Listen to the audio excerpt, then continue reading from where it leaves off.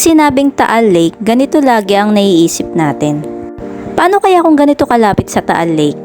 Exciting, di ba? Tara gumala dito sa Kalinisan Resort Hotel.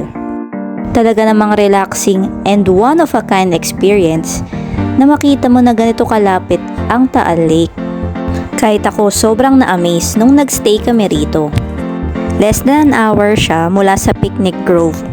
And honestly, hindi naging madali ang biyahe namin papunta rito.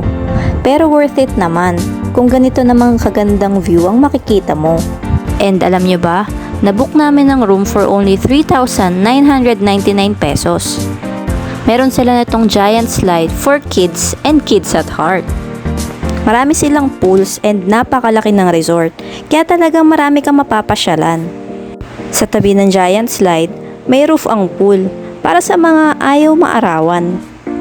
Sobrang na-excite ako sa place, kaya konti lang ang videos na nakuha ko. Pero itong room na nabook namin ay napaka-spacious at may bathtub. May balcony rin na tanaw mo ang Taal Lake and Taal Volcano. Ang sarap panoorin itong napakagandang sunset and view.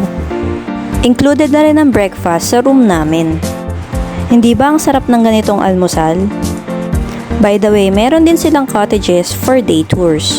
And you can message them for more information. So isasama mo na ba ang jowa mo, Beshi? Hope you liked my video and of course, thanks for watching and follow for more adventures.